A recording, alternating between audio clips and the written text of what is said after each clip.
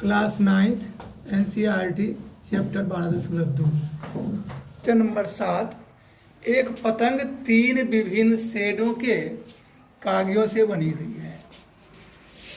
इन्हें आकृति 12.17, 2 और 3 से दर्शाया गया है। पतंग का ऊपरी भाग 32 विकर्ण का एक वर्ग है और निचला भाग 6 और 8 भुजाओं का एक समद्विबाहु त्रिभुज है। ज्ञात कीजिए कि प्रत्येक शेड का कितना कागज प्रयुक्त किया गया है।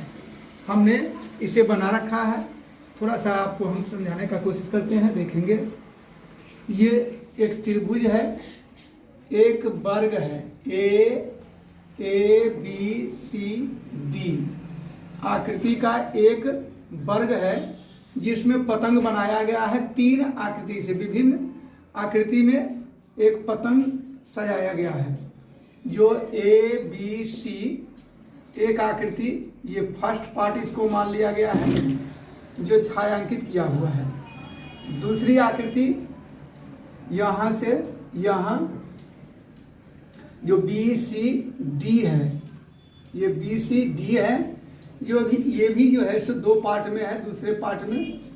और इसका भी आधार 32 है और इसका भी विकर्ण जो है सो दोनों, ये विकर्ण जो है सो वर्ग के विकर्ण दोनों को जो है सो एक दूसरे पर काटता है। जो दोनों की समान साइज है, यानी ये भी 32 है और यहाँ से भी ये 32 है। यानी बीच में जब कटता है तो यहाँ से ये 16 cm हो जाएगा, यहाँ से भी ये 16 cm हो जाएगा, यहाँ से भी इसकी दूरी 16 cm और यहाँ से भी इसकी दूरी 16 cm। फिर तीसरा पार्ट जो है जो 6 cm और 8 cm है, ये पतंग का मूछ वाला जो भाग है, ये समद्विबाहु आकृति का है। ये 6 cm और 8 cm है। और इस तीनों पार्ट का हमको क्षेत्रफल निकालना है कि इसमें कितने कागज लगे, इसमें कितने कागज लगे और इसमें कितने कागज लगे। देखिए, हम देखते हैं इसको। अब त्रिभुज फर्स्ट पार्ट में, इसको ले लीजिए। फर्स्ट पार्ट में त्रिभुज एबीसी में, ये त्रिभुज फर्स्ट पार्ट का हो गया एबीसी में। आधार कितना है? तो आधार हमारा 32 cm है। क्यों? तो ये पूरा त्रिभुज को हमने ले लिया है यहाँ से 32 cm, ऊंचाई 16 cm। ये ऊंचाई जो है सो 16 cm। चूँकि यहाँ से यहाँ जब 32 है तो जब यह समान 2 भागों में बांटा है तो यह आधा में 16 cm हो गया।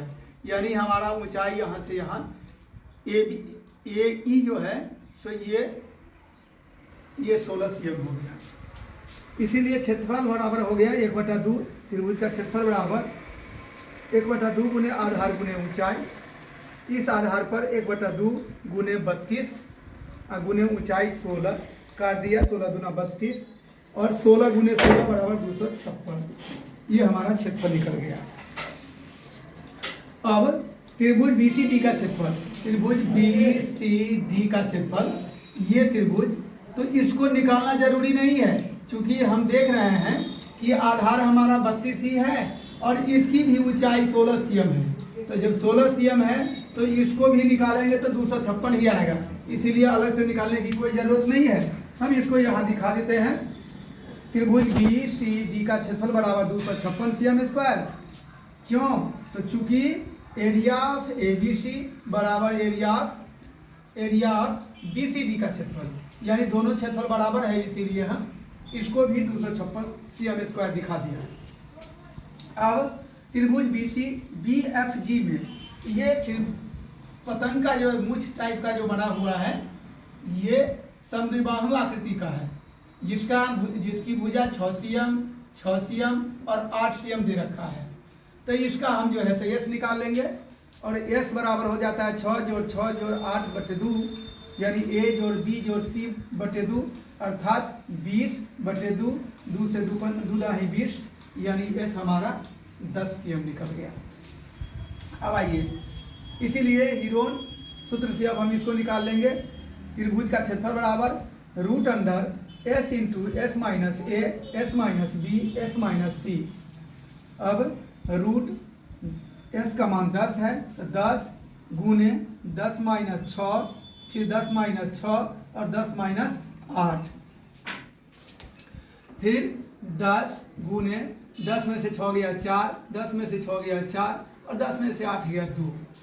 ठीक, इसको हम तोड़ लिए, 5 दूना 10। फिर 4 को हम यूं ही रहने देते हैं क्योंकि इसका ग्रुप हमको आसानी से निकल जाएगा, इसीलिए 4 गुने 4 रहने देते हैं। 2 टूटेगा नहीं, इसीलिए यूं ही रहने दिया। फिर हम जोड़ी लगाते हैं तो 4 हमारा बाहर आ गया, 2 हमारा बाहर आ गया। चूंकि 2 और 2 यहाँ मौजूद है तो दोनों 2 मिल करके 1 2 निकल गया।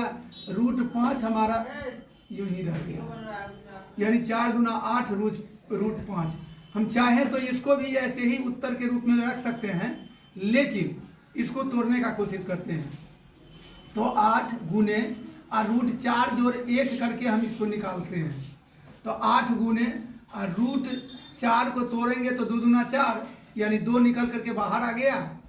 और 1 जो है तो रूट है, तो इसको रूट में हम क्या करेंगे तो 1/4 लिख सकते हैं।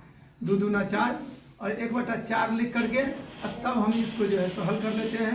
तो 8 गुने 2 और जोड़ रूट 1/4 जो है तो इसको 0.25 लिखते हैं। फिर 2 गुने 8 और इसको दोनों को जोड़ लेते हैं तो हो जाता है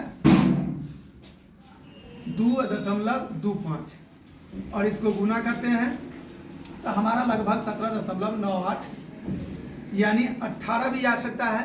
एग्जैक्ट हम इसको जो है तो नहीं लिख करके लगभग 17.98 लिखते हैं।